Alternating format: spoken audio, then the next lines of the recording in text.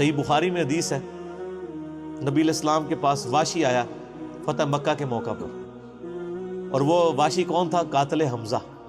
ہائے ہائے، حمزہ نبی علیہ السلام کے صرف چچا نہیں تھے بلکہ بھائی بھی تھے، دو شریک، اور ہم عمر بھی تھے، دوست بھی تھے۔ واشی کو حضرت بلال نے سفارش کروائی کہ یا رسول اللہ میرے کہنے پہ معاف کر دیے جائے۔ واشی پیش ہوا، فرمایا واشی یا رسول اللہ قاتل حمزہ، یا رسول اللہ تیرا ایمان قبول ہے، لیکن کیا تو ایسا کر سکتا ہے کہ اپنی شکل مجھے نہیں دکھا؟ ہائے ہائے ہائے، یہ وہ شخص ہے جو حریص علیکم بالمؤمنین رؤوف الرحیم ہے، لیکن چچا کے معاملے میں، اور وہ چچا ایسا نہیں جو صرف چچا ہی تھا، وہ دین کا مجاہد تھا، دین کے لیے کنٹریبیوشن تھی۔ اور میں آپ کو علا وجہ بصیرت کہتا ہوں کہ حضور کی وفات کے وقت اگر حضرت حمزہ زندہ ہوتے، خلیفہ اول حضرت ابوبکر نے نہیں ہونا تھا، حضرت حمزہ نہیں ہونا تھا۔ اس کا لاجیکل ثبوت یہ ہے کہ غزوہ بدر میں مسلمانوں کا لیڈر کون تھا آرمی کا؟ حضرت حمزہ۔ نبی علیہ السلام تو خیمے میں تھے نا، مسلمانوں کو لیڈ کون کر رہا تھا؟ حضرت حمزہ۔ غزوہ احد میں کون لیڈ کر رہا تھا؟ حضرت حمزہ۔ اسی لیے آپ نے پھر غزوہ احد کے شہداء پہ جا کے جنازہ پڑھا تھا نا، کہ ان کی وجہ سے بعد والے لوگ بینیفیشری ہوں گے، تو یہ لوگ تو بینیفیشری نہیں ہوئے، ان کو تو سب کچھ آخرت میں ملا ہے۔ یہ نہ ہو کہ اب تم آپس میں، بخاری مسلم میں یہ بھی حدیث ہے، میرے بعد کافر نہ ہو جانا کہ ایک دوسرے کی گردنیں کاٹنا شروع ہو جاؤ، اور وہی ہوا پھر بعد میں۔ تو نبی علیہ السلام نے قاتل حمزہ کو معاف کیا، اور فرمایا پوری زندگی پھر واشی سامنے نہیں آیا حضور کے، حالانکہ آپ کو تو اللہ نے گارنٹی دی ہے حریص علیکم بالمؤمنین رؤوف الرحیم۔ نبی علیہ السلام مومنین پر رؤوف بھی ہیں، رحیم بھی ہیں۔ اب میں تھوڑی سی انجینئرنگ کرتا ہوں کہ انسان کو اپنے چچا سے زیادہ محبت ہوتی ہے یا اپنی اولاد سے؟ مطلب اس پہ تو کوئی دوسری رائے نہیں ہے۔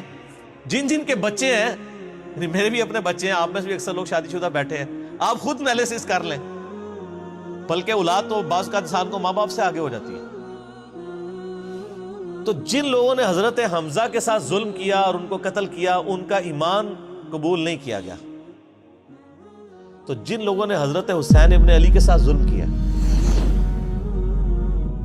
یا حضرت علی ابن ابی طالب کو تکلیفیں دی ہیں جو حضور کے بچوں کی جگہ تھے، ان کے بارے میں آپ ایکسپیکٹ کر سکتے ہیں کہ نبی الاسلام کے دل میں ان کے بارے میں کوئی محبت کے جذبات ہو؟ Not at all. حتیٰ کہ آپ دیکھ لیں مسند احمد میں تواتر سے وہ حدیث نقل ہوئی ہے کہ ابن عباس کہتے ہیں کہ ایک دوپہر کے وقت میں نے خواب دیکھا اور میں گھبرا کے اٹھ گیا اس خواب کی وجہ سے۔ میں نے دیکھا کہ نبی علیہ السلام جو ہے وہ پرانگدہ حالت ہے، بال بکھرے ہوئے ہیں، جسم پہ گرد پڑی ہوئی ہے، ہاتھ میں خون کی ایک شیشی ہے، اور میں نے کہا یا رسول اللہ میرے ماں باپ قربان، آپ کی کیا حالت ہے؟ تو فرمایا کہ یہ حسین اور اس کے ساتھیوں کا خون ہے جو صبح سے میں کربلا میں سمیٹ رہا ہوں۔ اور یعنی یہ ایک اللہ کی طرف سے دکھایا گیا ہے یہ تشبیہ، یعنی ایک علیحدہ سے ایک محکمہ خواب، ایک محکمہ بالکل الگ سے۔ آپ مجھے خواب میں آئے تو آپ کو نہیں پتا ہوگا کہ آپ میرے خواب میں آئے، یہ اللہ تعالیٰ تمثیلاً دکھاتا ہے۔ اور نبی علیہ السلام کو خواب میں دیکھ رہا ہے کون؟ صحابی، تو وہ تو کنفرم ہے، بخاری مسلم میں حدیث ہے جس نے مجھے خواب میں دیکھا میری شکل میں شیطان نہیں آ سکتا، اور وہ شکل صحابی کو تو پتا تھی، اور صحابی بھی عام نہیں، عبداللہ ابن عباس کہتے ہیں میں گھبرا کے اٹھا، میں نے وقت اور تاریخ نوٹ کر لی اور دن بھی۔ کئی ہفتوں بعد پتا چلا کہ اسی دن 10 محرم 61 ہجری میں حضرت حسین ابن علی کو شہید کیا۔ تو حسین ابن علی کی وفات کے اوپر یہ ابن عباس کو خواب میں آنا، حضور صلی اللہ علیہ وسلم نے انڈیکیٹر دے دیا ہے نا، اسی حدیث کو نقل کر کے اسماعیل دہلوی، جس کو دیوبند اور اہل حدیث جو اس وقت پریکٹیکلی یعنی ایک سمجھ لیں کہ یزید کے ٹھیکیدار بنے ہوئے ہیں اس کے دفاع کے اوپر، ان کے مشترکہ امام ہے اسماعیل دہلوی، شاہ ولی اللہ دہلوی کا پوتا۔ اس نے جو کتاب لکھی ہے نا تقویت الایمان، جس میں گستاخیاں بھی ہیں، وہ اس کتاب کے اندر ہم نے اس کا جے پی جی بھی لگایا تھا، اس میں اس نے لکھا ہے کہ اس حدیث سے پتہ چلا کہ نبی علیہ السلام وفات کے بعد بھی اللہ کی جنتوں میں حسین کے قتل کی وجہ سے غم زدہ ہیں۔ اور اس نے بھی لکھا ہے یزید پلید لفظ لکھا، وہ اس پوری کتاب میں جہاں جہاں لفظ استعمال کرتے ہیں یزید پلید استعمال کرتے ہیں۔ تو بعد میں سعودیہ ایران ٹسل شروع ہوئی تو یہ یزید کی وکالت کرنی شروع کر دی. اہل حدیث تو خیر اس وقت ناسبیت اور یزیدیت کا جھنڈا اٹھائے ہوئے ہیں.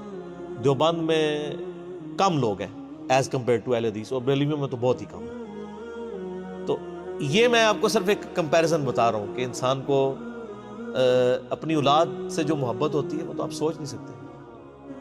ترمذی میں اور مسند احمد میں حدیث ہے, نبی علیہ السلام نے حضرت حسین کو اٹھایا ہوا ہے اور آپ فرماتے ہیں اللہ یہ میرے بیٹوں میں سے ایک بیٹا ہے, اے اللہ اس سے محبت کر, جو اس سے محبت کرے, اس سے دشمنی رکھتے اس سے دشمنی رکھ. ہم یہ پوچھتے ہیں کہ حسین سے دشمنی کس نے رکھی ہوئی ہے, ذرا پوائنٹ آؤٹ کریں نا.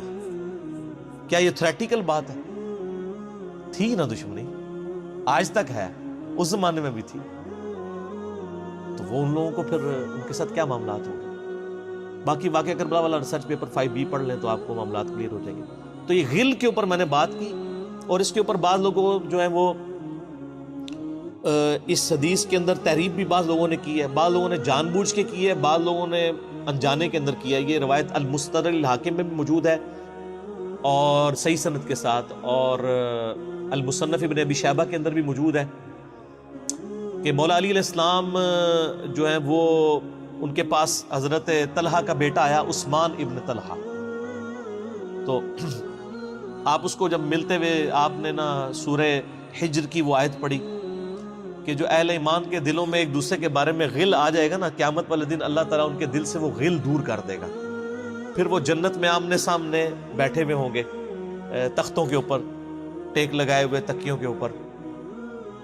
تو انہوں نے کہا کہ میں اللہ سے امید کرتا ہوں کہ یہ آیت میرے, طلحہ اور زبیر اور عثمان ابن عفان, ان 3 بندے اور چوتھا میں, یہ آیت ہمارے بارے میں ہے کہ اللہ تعالیٰ ہمارے دلوں میں جو ایک دوسرے کے لیے میل آ گیا قیامت والے دن وہ دور کر دے گا اور ہم ایک دوسرے سے راضی ہو جائیں گے. ظاہر ہے مطلب وہ تکلیفیں تو پہنچی تھی نا حضرت علی کو, مطلب کئی لوگوں سے تکلیف پہنچی. بل آپ نے ان کو ایک کلین چٹ دے دی کہ میں اللہ سے امید کرتا ہوں کہ ان لوگوں کے بارے میں یہ آیات ہے کہ اللہ تعالیٰ ہمارے دلوں میں ایک دوسرے کی نفرت ختم کر دے گا, جو اگر دنیاوی وجہ سے, دنیاوی طور پر کسی دینی وجہ سے آئی. تو یہ غل کا لفظ وہاں پہ بھی استعمال ہوا.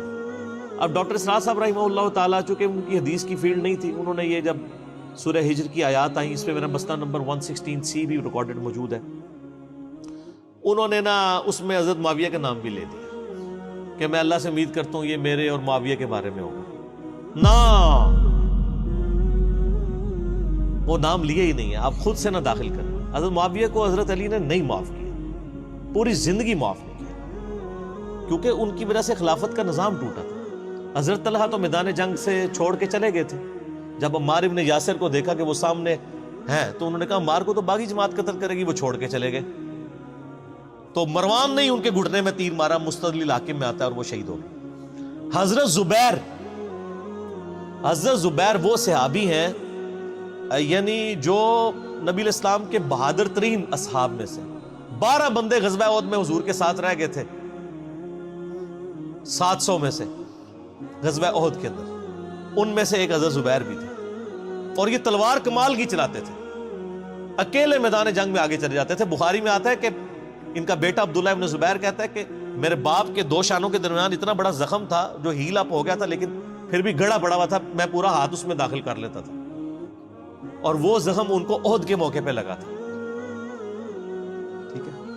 اور پھر جنگ, اسی حدیث میں بخاری کے آتا ہے کہ جنگ یرموک کے موقع پر لوگ یعنی لیڈر کے اوپر چل رہے ہوتے ہیں, تو حضرت زبیر بھی ایک اسکواڈ کو لیڈ کر رہے تھے. تو لوگوں نے کہا حضرت آپ آگے جائیں. انہوں نے کہا جب میں آگے جاؤں گا تو میرے ساتھ کوئی نہیں آگے جا سکتا. وہ اکیلے گھوڑے کو انہوں نے جو ہے وہ ایڑی لگائی اور رومن امپائر کی یعنی فوج کے اندر گھس گئے, اور کوئی بھی ان سے لڑنے کے لیے تیار نہیں ہوتا تھا. اتنی بہادری تھی ان کے اندر. لیکن جنگ جمل میں حضرت علی کے مقابلے پہ آ گئے.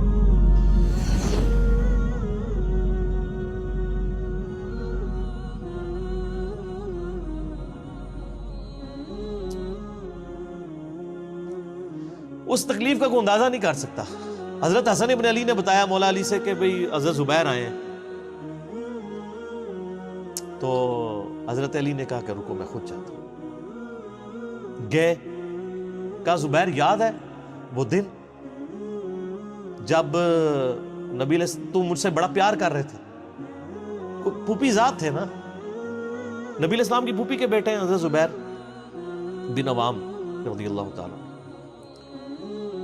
تو حضور نے تم سے ایک بات کہی تھی کہ تم علی سے اتنی محبت کرتے ہو، ایک دن آئے گا کہ تم تلوار لے کے علی کے خلاف کھڑے ہو جاؤ گے. تو تم نے کیا کہا تھا کہ یا رسول اللہ میں علی کے خلاف کھڑا ہوں گا؟ اور میں ہاں، تم اس وقت ظالم ہو گئے. تو حضرت زبیر جو ہے وہ ان پہ غشی طاری ہو گئی، گھوڑے کو، یعنی وہ حضرت علی کا پھر سامنا بھی نہیں کر سکے، میدان جنگ سے واپس چلے گئے. تو بعد میں حضرت علی کے فوجیوں میں سے ایک بندے نے جا کے پیچھے ان کو دھوکے سے قتل کر کے تھا. تو حضرت علی نے کہا کہ زبیر کے قاتل کو میں دوزخ کی بشارت دیتا ہوں، کیونکہ زبیر جنتی تھا. تو وہ شخص پھر حضرت علی سے ناراض ہو گیا کہ ہم نے میں نے تجھے حکم دیا تھا، جب میں نے ان کو جانے دیا تو نے یہ کام کیوں کیا؟ تو وہ پھر خارجی ہو گیا. اور یعنی یہ وہ محبت تھی، وہ جہاں محبت تھی وہ نظر آتی تھی. ظاہر ہے کہ ایک بندے کی ایک غلطی سے اس کی پوری زندگی زیرو سے ملٹی پلائی نہیں ہو جاتی ہے. جس نے اتنا کچھ دین کے لیے کنٹریبیوٹ کیا کبھی نہیں ہو سکتا ایسا. حضرت علی کو بھی اس بات کا پتہ تھا. بہرحال یعنی اللہ تعالیٰ ان سے راضی ہو، اسی لیے نبی علیہ السلام کی اس حدیث یعنی وہ حضرت علی کے اس قول کو حضرت علی فٹ کیا کرتے تھے حضرت زبیر، طلحہ اور حضرت عثمان ابن عفان پہ رضی اللہ تعالیٰ. باقی آپ میرا کربلا والا ریسرچ پیپر پڑھیں تو آپ کو پتہ چلے گا کہ کتنی یعنی مشکل وقت حضرت علی نے اپنی خلافت میں دیکھا ہے اس حوالے سے. یعنی مصنف ابن ابی شیبہ میں آپ کے مخالفین کی لاشیں بھی ہیں، ان پہ بھی حضرت علی گریہ کر رہے ہیں، ایک ایک کی لاش اٹھا کے اس کو صاف کر رہے ہیں. حضرت طلحہ کا بیٹا تھا محمد بن طلحہ، اس کی لاش دیکھی تو رو پڑے، حالانکہ وہ مخالفت میں لڑنے آیا ہوا تھا. پھر حضرت حسن سے کہا کاش میں جنگ جمل سے 20 سال پہلے ہی مر گیا ہوتا، میں یہ دن نہ دیکھتا. ایک ایسا شخص جس نے 8 سال کی عمر میں اسلام قبول کیا، جس نے اسلام کو زیرو سے 3 براعظموں میں پھیلتے ہوئے دیکھا، اور اب اس کو بڑھاپے میں یہ دن دیکھنے پڑ رہے ہیں کہ اس کے سامنے اسلام کا شرازہ بکھر رہا ہے، کہ مسلمانوں سے لڑ رہے ہیں. ایک ایک جنگ میں 8-8 10 ہزار لوگ، جن میں مرنے والے صحابہ ہیں حضور کی تربیت یافتہ، جو ایک آواز کے اوپر حضور کی لبیک کہنے والے تھے، شیر و شکر تھے آپس میں.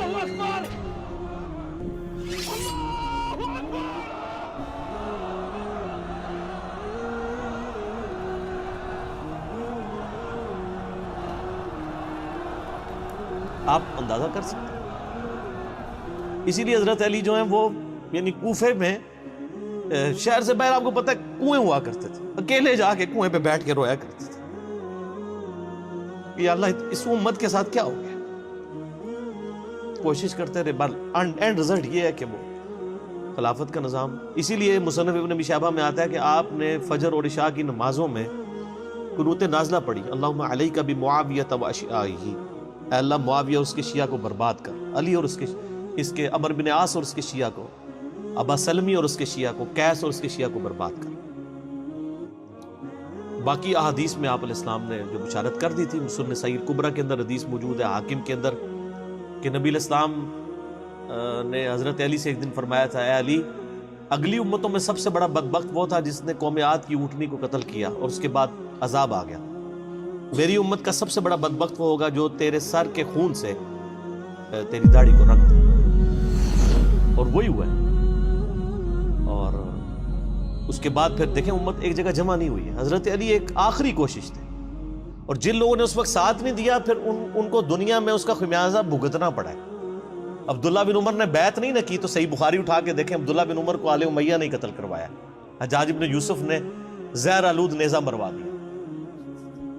اور حاکم کے اندر مجموع الزوائد کے اندر موجود ہے، حضرت عبداللہ بن عمر آخری عمر میں کہا کرتے تھے کاش میں اس وقت علی کا ساتھ دیتا اور یہ خلافت کا نظام تو بچ جاتا. کیونکہ کئی لوگ بیچ میں نیوٹرل ہو گئے تھے جو پھر ساتھ نہیں دیا، تو اس کی وجہ سے پھر حضرت علی کے چونکہ اب پاس اتنی مین پاور نہیں تھی کہ اس سسٹم کو سنبھال سکتے، بعد پھر وہ شہید ہو گئے اور پھر معاملات آ گئے.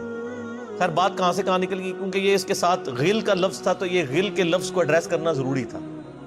تو تو آج ہم جب جنگ جمل صفین نہروان کو ڈسکس کرتے ہیں تو یہ کوئی غل والی بات نہیں ہے، یہ وہ چیزیں ہیں جو ایک ریالٹی ہیں، اور وہ اگر یہ غل والی بات ہے تو نبی علیہ السلام کے دل میں بھی نعوذ باللہ غل تھا، مولا علی کے دل میں بھی غل تھا، ایسا نہیں تھا۔ وہ دین کی حمیت کہلاتی ہے، اس کو غل نہیں آپ کہتے۔